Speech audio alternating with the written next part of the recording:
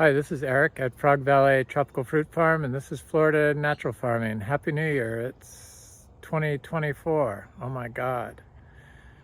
So this video today is going to be on how to increase plant fitness by reducing edaphic stress. So edaphic stress is when it's caused by humans. So we use nutrients and pesticides, and our management practices all affect the soil. And that's what is edaphic stress. It's soil stress. Abiotic stress is what we're experiencing right now, and it's caused by, that's like cold weather or drought stress caused by the environment, and biological stress. Or non-biological stress, which is biotic stress. So I just have been so curious why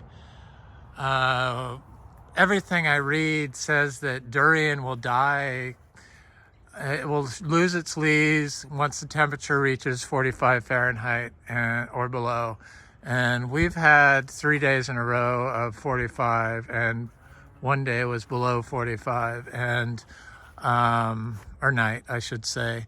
And my durians are fine. This is the third day, and they show zero sign of stress. They look like they're in full-on growth mode still, and the bananas are ripening midwinter, like January 1st, 2024. I have bananas that are ripe. I saw were turned yellow like in the last 2 days. And that's because of these conditions we create here that limits edaphic stress. So minimal human intervention on our all-natural farm system limits edaphic stress. So we grow as close to nature as possible. We don't use water inputs. We just rely on what the rain gives us. Except for stuff in pots, I have a tendency to water for a while until I forget about them, and then they seem to do just fine, as long as there's a hole in the bottom of the pot. We focus on increasing the fungal content of our soil by applying low nitrogen fertilizers, and we only apply 29 pounds of nitrogen per acre per year through manures. We use miniature zebu, registered miniature zebu that we have, that we breed here, and I knew that they cause plants to fruit and flower and grow, and that's all we apply daily and microdose every day, year round. So I clean out the barn. We use grass hay for bedding that they eat. It's called orchard grass at the feed store here in Florida, and it was approved for organic certification. We are not organic certified, nor are we biodynamic certified anymore. But it's get urine on it, and we also have some donkeys, and sometimes I put the donkey manure in with the stuff, but mostly I try to experiment using just the zebu manure on the trees that I've been showing. So we have all these jackfruit trees that had never flowered or fruited. Two of them had fruited, but we had like 9 or 10 trees that were getting big that should have been flowering. So I started tying my little miniature zebu bowl up to this jackfruit tree, and it started flowering. And I didn't know that jackfruit would fruit and flower in middle of winter. I just continue growing. These are new leaves on it that just recently popped out, so it's still growing. It's in a growth phase still, even at 45 degrees. Now, jackfruit can handle 45 degrees, but it's the microbiology that's in the miniature zebu, the indigenous cow of India, that has been shown to have huge amounts of biology, both bacteria and fungal, that produce volatile organic compounds and bioactive compounds, which are antioxidants for plants and antioxidants for us. And they're in the manure. And for some reason, our agrosystems that that teach how to instill an Edaphic stress on the soil, the management styles that they teach, mowing the orchard floor with machinery, applying fertilizers, applying micronutrients that are full of heavy metals, applying fungicides, applying pesticides, have been shown to be detrimental to soil biology. So we are the soil stressors that is limiting a plant fitness. And it's the old style of growing that, it's not really the old style, since the old style is the natural style, but the old style of chemical agriculture, which is ruining our soils, polluting our waterways, and destroying our health. So when you focus on soil health and you create a living tapestry of roots growing wall to wall, basically, wall to wall living plants, biodiverse selection of living plants, and you insert your tropical fruit trees into it, the roots all become one living organism, interconnected living organism that is full of biology. That's where the biology resides. When you apply manure, then it transfers to the soil and it colonizes the root zone of the plants. Well, if the root zone is complete tapestry of underground network of plant beneficial organisms, that's what you want. They used to say, or they still do, that plants compete with each other, and that's why they remove all the weeds and they mow the grass because they think it competes. But nothing can be further from the truth. The only one competing is you, if you're doing those things. And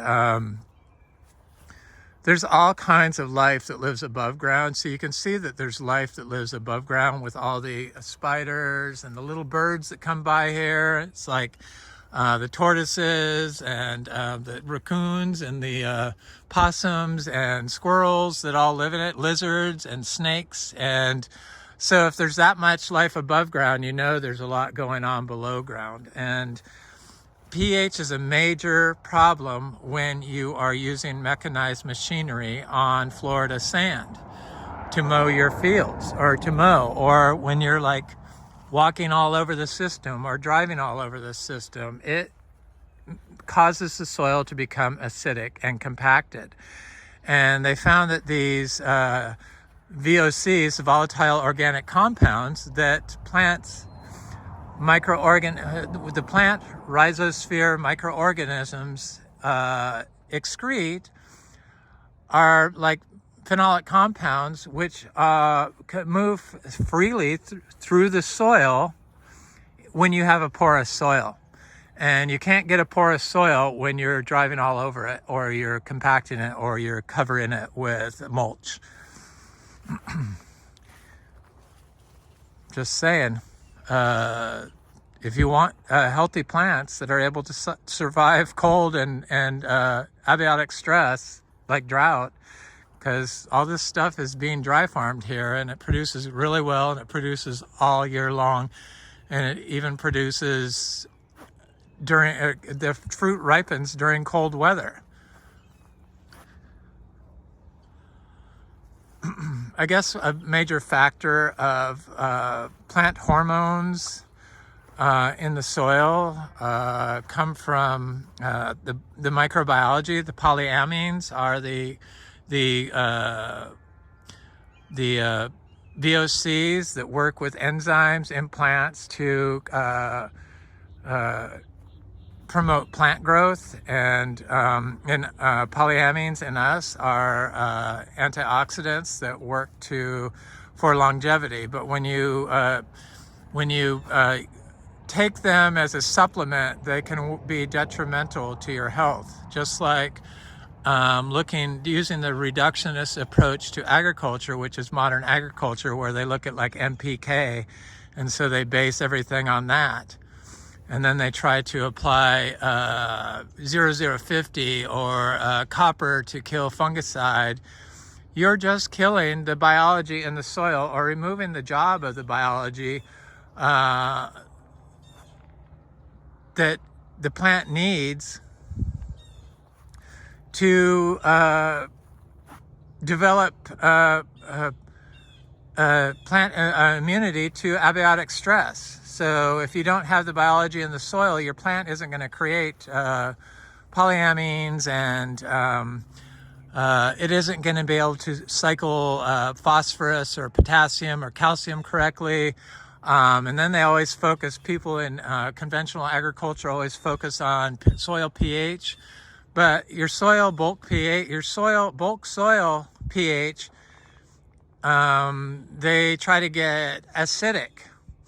And then the plants, the plants need to uptake calcium, and for the calcium to be uptaken, it needs to be in a high alkaline range. So the microorganisms excrete compounds that cause the soil acidifying compounds that acidify the root zone, the rhizosphere of that particular plant. And when they've shown that when the bulk soil is highly acidic, like you get from compacted soil, or you've applied sulfur or acid fertilizers, the phenolic compounds in the biology cannot move through, are less likely to move through the soil, so it can't transfer from plant to plant that you get from a more alkaline soil. If people just focused on creating a living tapestry of plants for their fruit trees to grow into, the pH would always be correct. You wouldn't even have to worry about it. I've never taken a soil test here, ever. I've never felt the need to, because everything I do is to what you would do to correct a soil pH imbalance. People overthink everything, and it's been reduced agriculture's been reduced to one bug spray or one nutrient at a time, and they don't even look at biology. And it turns out biology is the most important thing for plant growth. If it creates plant fitness, most certainly is the most important thing. So I'm going to go look at this banana. I have to harvest that I just noticed was ripe. We got 401 banana divides I did. I need to get some more in here. I need some more in here. This space is kind of lacking and stuff. I'm going to look at these little trees I put over here recently. This little tree anyway, this ackee tree that I recently planted in here, just to see how it's doing. It looks great. Oh, it's got 2 new leaves on it. No problem. Just planted bare root. I plant bare root so that the plants can quickly get colonized by the microbiology that is already in the soil. Whereas if you plant a pot full of nursery soil, a plant that's in nursery soil, black plastic pot, then the roots are buffered by probably the acidic pH and the microplastics that are in that pot, or even my own organic compost. It's the wrong pH than the soil pH. Whereas if the plant's roots can go directly into the roots with the other plants, I found that they all seem to survive. Not seem to survive, they all do survive. And the plants just, they don't even show any sign of plant stress. And so I removed the soil on all my plants. I plant everything bare root. And it works. 2024, I hope, is the year that we can finally put industrial agriculture to death, because the information is there, and just because the profiteers can't detach themselves from the people that have the power to teach people what's going on, it's happening in real time, doesn't mean that we need to continue doing that detrimental form of agriculture that we've been practicing for the last 70 years here in the US. It's not working. It's making us sick. It's causing chronic disease in us and in the plants. So here's this banana I saw that had ripe fruit on it yesterday, and I'm gonna try to hack it real quick here and see if I can do it in one go. Yes, good job. So yeah, it had ripe bananas on it right there, and this happens in the middle of winter here.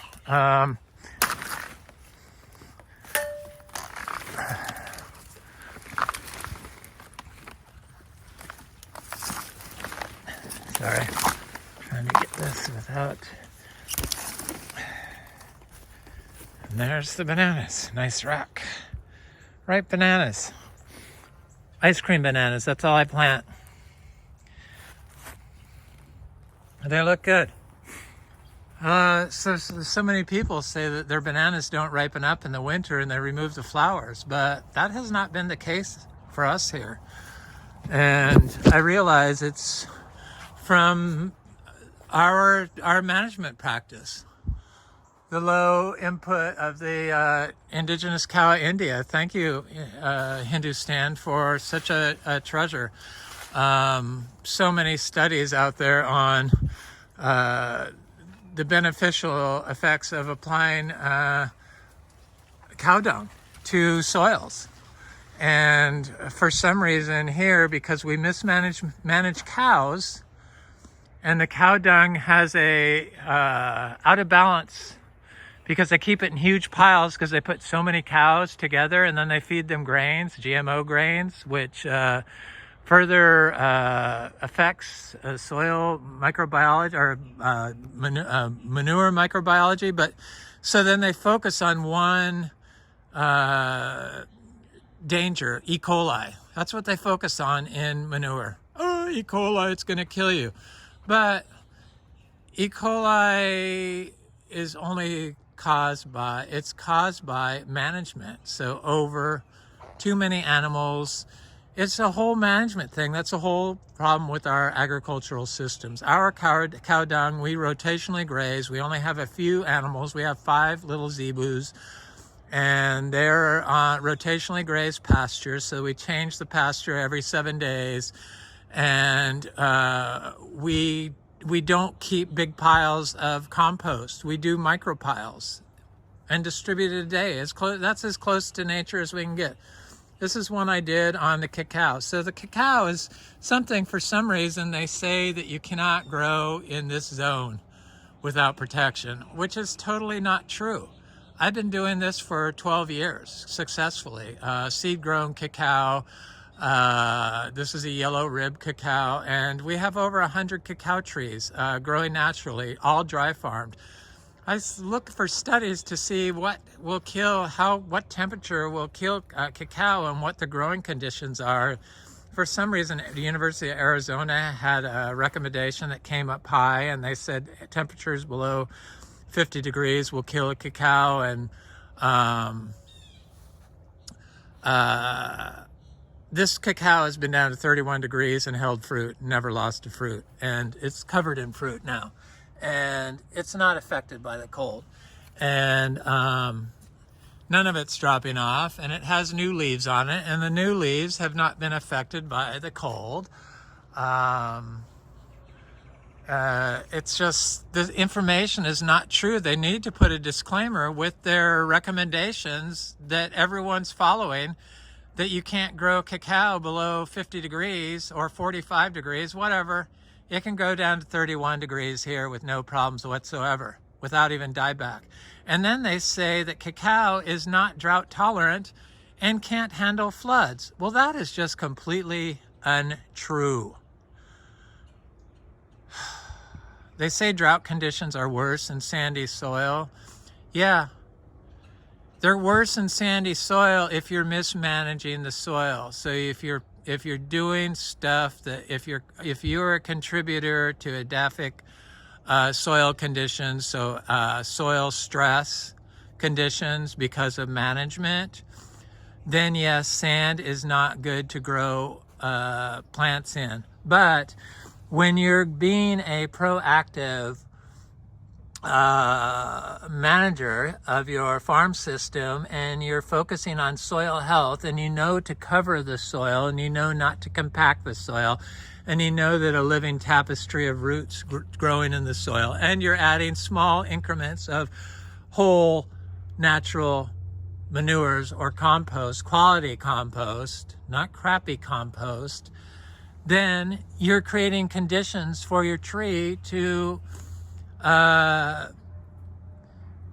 be able to survive and grow at temperatures that historically they've shown you can't. So they need to put a disclaimer: you can't grow below 45 degrees if you're following our nutrient recommendations. If you're growing industrially, it shouldn't be called conventional. It should be called conventional farming. I mean, industrial farming, because that's what it is. The whole agrochemical pollutant, using pollutants to grow plants and then feeding them to people.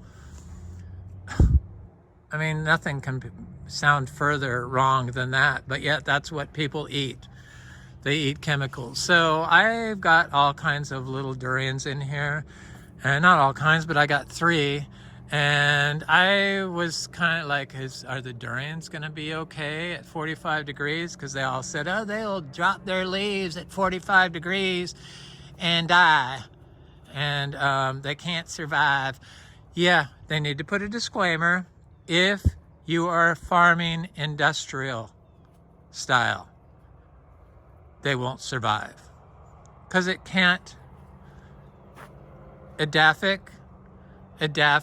stress, which is human-caused soil stress caused by industrial farming methods or practices, mowing, applying fertilizers, applying nutrients one at a time, or 3 at a time, NPK, using salt-based fertilizers, using stuff like that, then yes, your tree will not survive below 45 degrees because it does not have the endophytic or the ectophytic or the rhizosphere fungi and bacteria that are going to enable the plant to transfer antioxidants throughout the soil and into their tissue to elicit a hormone response to handle abiotic stress like cold. Yeah, it's just sad that they just totally ignore indigenous farm methods, but it doesn't surprise me. That's how we've gotten to where we are with our polluted world and our polluted farm systems. All the soils probably in the U.S., agricultural soils, are highly polluted from fertilizers with forever chemicals. So here's a durian that has new leaves on it, and the leaves have not turned yellow, and it looks totally fine. Got some spots on it, but that's to be expected. That was the last one I planted, and I planted it in when it was cold already and during drought. No, I don't water it. Here's another one. This was the second one I planted, and it looks totally fine. Not showing any signs of cold stress. And then I have one that I planted first, and it looks the best. The first one I planted. And also over here I have all these little cacao, lots of seedlings. They do not mind cold temperatures. Sure, frost. If they got frost on them, they could be affected, but it's not going to kill them. These have had frost before. We kind of don't get frost here anymore. Here's the, no, that's not it. Where is it at? Oh, here it is, right in front of me. This is the first one I put here, and look how good this is. This doesn't even have any spots on the leaves. Probably if I planted all three at the time I planted this one, they would have been like just as healthy looking. These are new growth just within the last few, like week. So I know that it's still in a growth mode. The soil is warm here in Florida because our water is always at 71 degrees, 72 degrees, that comes out of the aquifer. So it's naturally warm soil. And then we have aggregation. If you're not getting soil aggregation, then you're probably doing something wrong. Either you're applying too much high nitrogen manure, or you're applying you're not letting the orchard floor grow out, but your biology is messed up a little bit if you aren't getting soil aggregation. And I found the best way to see if you can get soil aggregation in your system is when you have tall grass that's non-disturbed, because obviously if you mow it, you're gonna crush all the aggregates. And so those aggregates contain all the antioxidants, the polyphenols and stuff. They move through a porous soil, air, and water because they're molecules. Everything moves through water and air. So the breadnut tree, it looks fine. And all these anthuriums that can't take cold temperatures look fine. And I don't see any type of drought stress happening here at 40, 44, 45, 46 degrees at all. Zero, zilch. So they need to change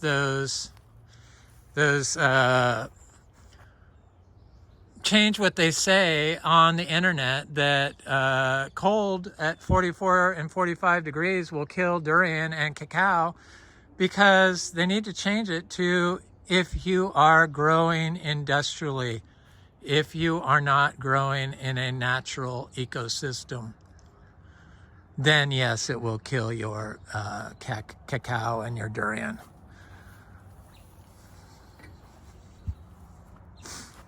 But if you grow as close to nature as possible and you're applying healthy whole foods, manure, yes, I believe manure is better than compost.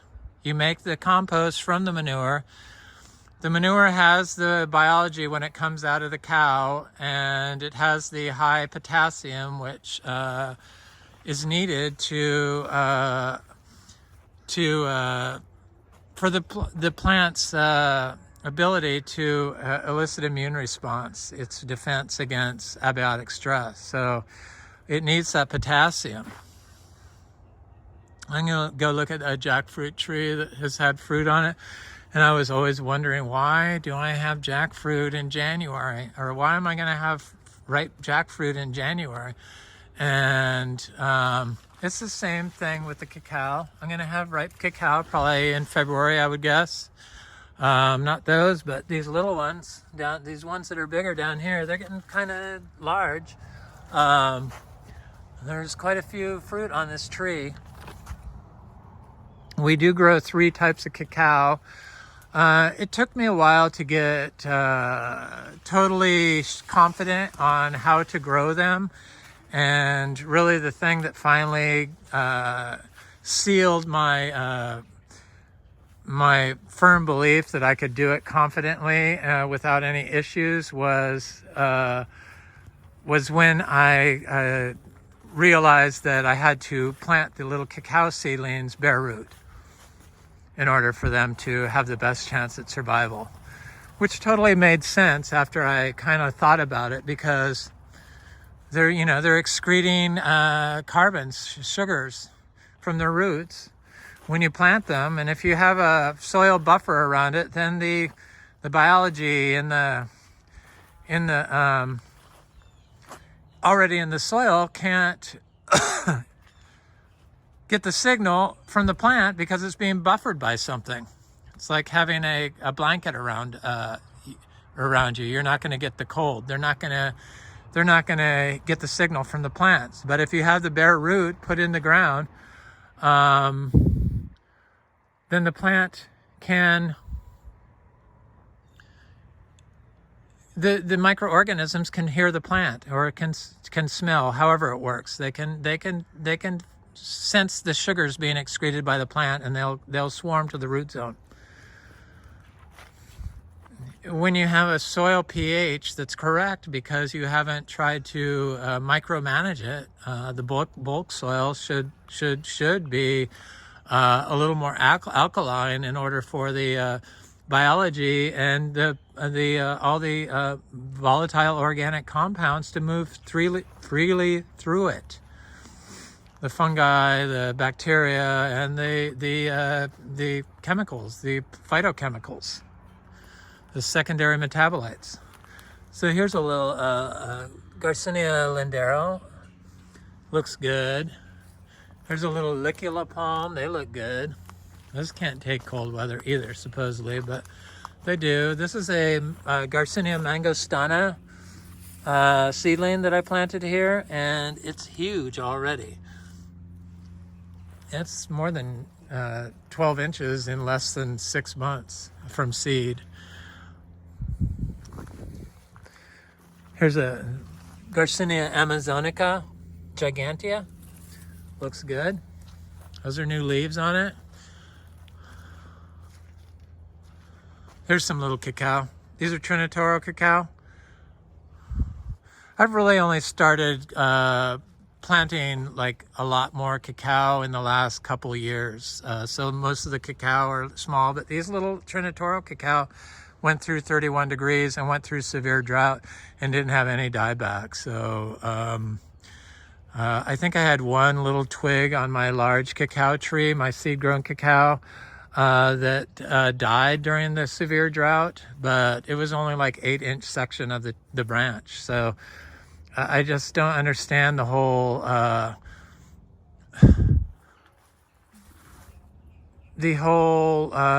recommendations they give for industrial farming that is causing their plants to succumb to death at 45 degrees.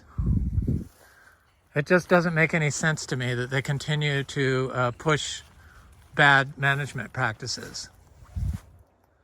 But that's why I'm talking about it. That's why I harp on it constantly. So this is a little seedling sugarloaf mango, and we get lots of fruit on our mangoes. And I'm sure this year will be no different. And this tree has not flowered yet. It's about 4 years old. It looks like it's starting to push. I'm hoping that this fruits this year. I'm dying to see what a little seedling or seed-grown sugarloaf does. It's got this was the first, it's monoembryonic, so it has multiple clones in there, but supposedly the first one is not a clone. And so it has two, so one's a clone and one isn't probably.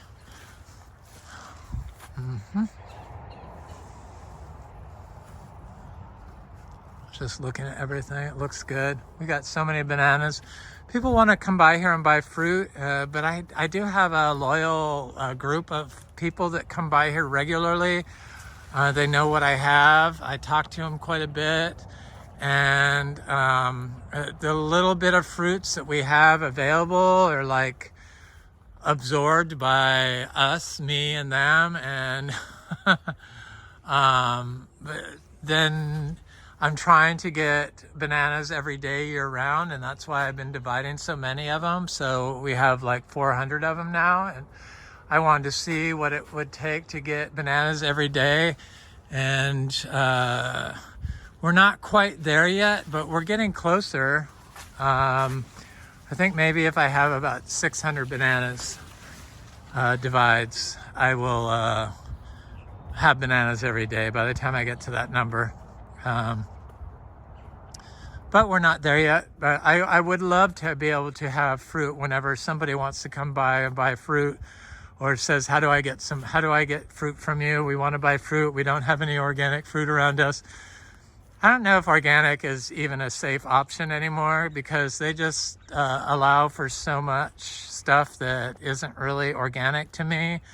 That's one of the reasons why we are not organic certified anymore. But the biggest reason why we are not organic certified anymore, or biodynamic certified anymore, was because of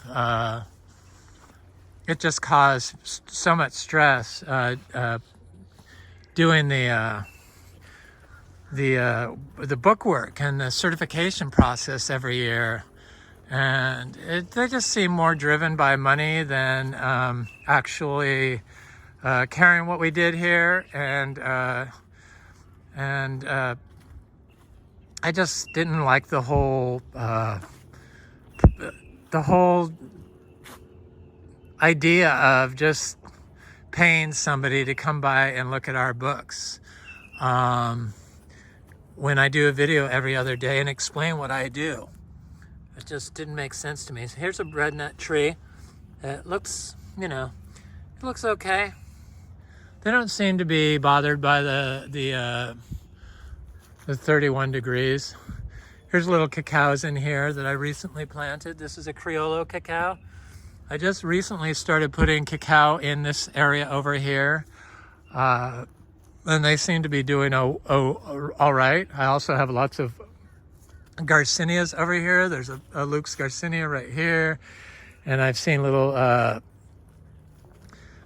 Garcinia MBs and Livingstonii, and some Garcinia intermedias, and some Achicheros, and some other little Garcinias in here, which, they take their time to grow.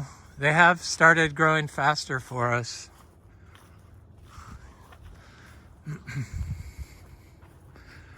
But it takes time. It's a process. Soil health takes time.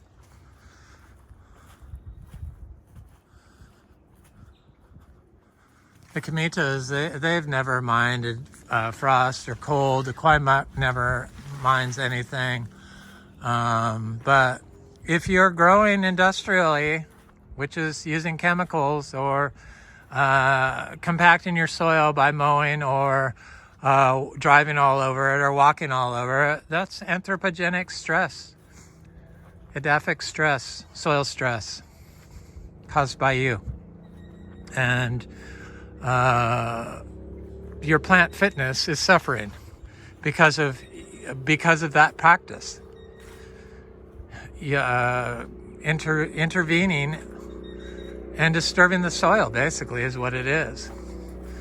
That's why our biggest farm management practice is do not disturb, so we don't walk on anything. We only have paths to go through it, and we don't mulch out all the weeds. That's disturbance. We plant plants into the weeds and then let them overtake, but we don't kill plants to get a living orchard floor. It's just, I will pull up a pepper tree in a heartbeat, though. I'm going to look at this MB tree. I'm going to give it another load of manure over here, and then I'm going to look at the jackfruit, and then I'm going to look at the cashew tree, because I imagine we're going to have plenty of fruit available on that. So this MB tree this is the tree that has produced so much dollar for us. This one little tiny tree, I think $2,400 in 2023 it made.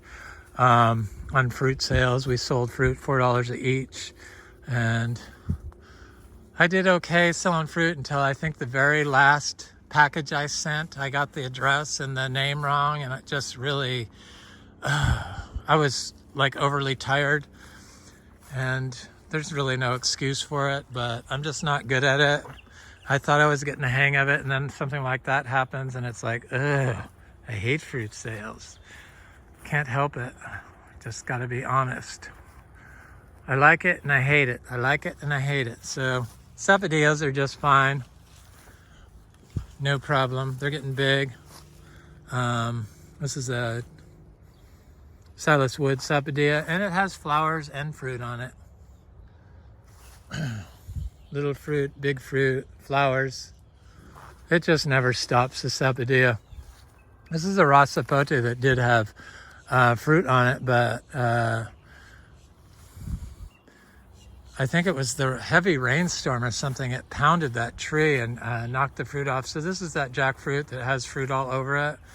And I was just curious why I have so much fruit developing on all of our jackfruits in the middle of winter, which they say that doesn't happen. And it happens here because we focus on soil health, and we know the power of microbiology and a healthy orchard floor. This is a healthy orchard floor in Florida. It is. That's what nature put there. It's trying to fix our anthropogenic damage we've done to it. This is a male MB tree. So we have one lychee tree that is flowering right now. And it looks like this one might be trying to flower. These are not the biggest lychee trees we have for some reason. This is a sugarloaf mango that is finally pushing. One big lychee tree, it's like 3 times the size of these. On the other side of the pond where I have the swamp, where I have lychee trees, maybe I should go over there and look at it. And I give manure input, so it gets a little bit more than the 29 pounds per acre per year. That particular tree on that acre gets a little bit more right by the barn because I can't sell the manure. There's rules against selling manure, fruit to the public when you use fresh manure because of how they allow cows to be managed is why they have those rules. It's not because of E. coli in our manure. I eat the fruit on those trees. You have to wait 120 days after the application of manure before you can sell fruit to the public for human consumption. And we follow that rule. So this tree is going to produce fruit soon. It's got flowers up there. But as soon as it warms up, it'll set fruit, and usually it starts setting fruit in February. And it's a kind of a big tree. We got 200 seedlings started of this tree, and it just produces so much joy. I see lots of flower over here. So yeah, winter, flowering, fruiting, ripening. When most people say they should be shutting down. Yeah, if you're limiting your fruit tree's ability to grow naturally, you're developing, you're hindering, you're making a plant that doesn't express itself, so its phenotype is being expressed in a negative way when you're using chemicals. So a jackfruit with fruit on it. I'm gonna go look at that lychee tree, and then, well, that looks like the fruit might drop off, but it has more flowers. It's a little seedling tree. It's a very tiny little tree, but I put a pile of manure next to it, you know, our daily manure, and it's, they all respond to that quite well. There's some lychee trees in here with these pepper trees. Not the best place. I hate pepper trees. Sorry, I hate you. They just are a maintenance nightmare. There's a big santal tree, unaffected by cold weather. I should have looked at the soursop. It seems fine this year. The big soursop that's out in the middle of nowhere, out in the middle of an open field with no overstory. Overstory protects plants. Planting bananas with plants protects plants. due to their high potassium content, and they release so much exudate, which is high in potassium. And when you have an uncompacted soil and a mycelial network, they can transfer that potassium and water to the struggling seedling that needs a potassium infusion in order to elicit a hormone response to stress, abiotic stress. That's a fruit punch mango. This is a big peach cobbler mango. It looks like it's finally pushing. It is pushing. Peach cobbler is one of my all-time favorite mangoes. It's a polyembryonic seed. This is just 4 years old this month, this tree, from a small 3-gallon. This is a Quaimuc tree, grafted tree from Excalibur that produces fruit for the last 3 years and has never really given me a huge crop. It looks like it's trying to flower right now. I see little flowers forming on it, those little tiny dots right there, if you could see them. I'm not sure, but it certainly looks like it is gonna give me a huge flower soon. This is a honey kiss mango. It looks good. This is a coconut cream mango that's not, is it pushing? I thought I saw it pushing. It's starting to push. Good. So yeah, there you go. It'll do a huge bloom. This is a buttercream mango that's like covered in bloom right now. Just starting. That's a white sapote tree that is finally looking decent. This is, I'm unsure, mango. I think maybe, I'm not sure who it is. Somebody good. If I planted it here, it's got to be a top tier mango, because I only planted top tier mangoes around the house here.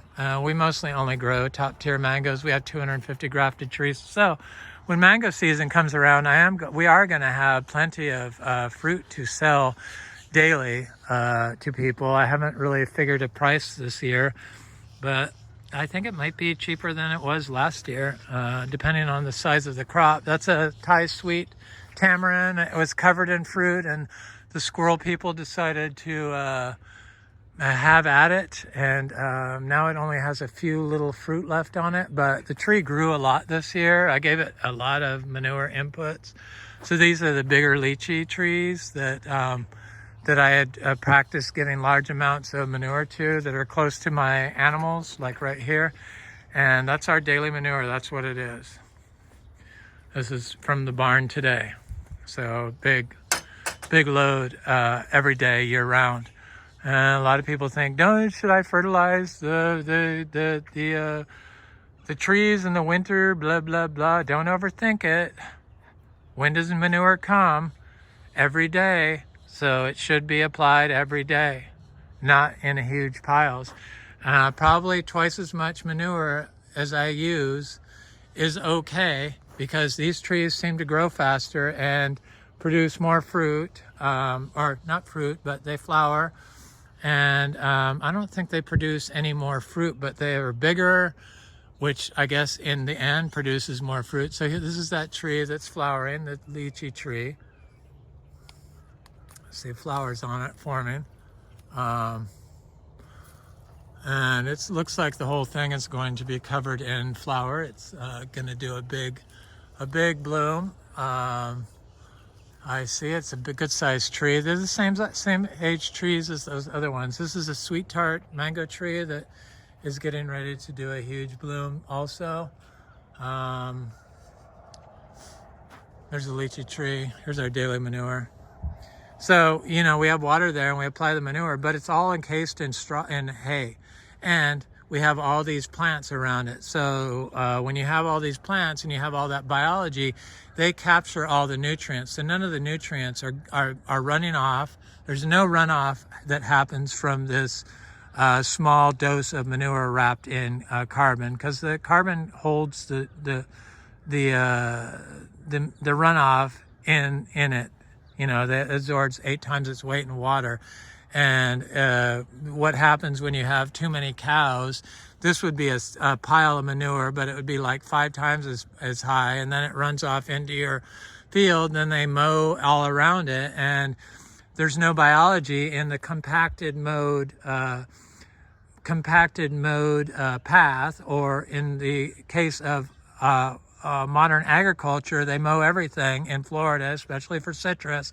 So there's no biology, and it's compacted. The soil's acidic, so the biology can't move through the soil. So the water can't move through the soil because it's compacted. So it causes runoff that goes into the ponds, which are all full of E. coli from mismanagement. That's how that happens. It's not because of the manure, it's because of the management. And we need to get real about that. Just like the cow methane problem isn't a cow problem, it's a management problem, because there's methylation bacteria that are in the soil when you have a healthy soil and your cows are on pasture and being rotationally grazed, that when the cows excrete methane, that it gets captured by the bacteria. It's a capture and redistribute system that humans have messed up. Anyway, this is Eric at Frog Valley Tropical Fruit Farm. It's 2024. Happy New Year. I hope you enjoyed this video on what's it on? Plant microbiology and soil health, and how to get fruit production, and how plants elicit a abiotic defense to cold stress through the microbiology in the soil and in their plant tissue. Anyway, please like, share, and subscribe if you enjoy this content. Comment, and thanks for watching. Have an excellent year.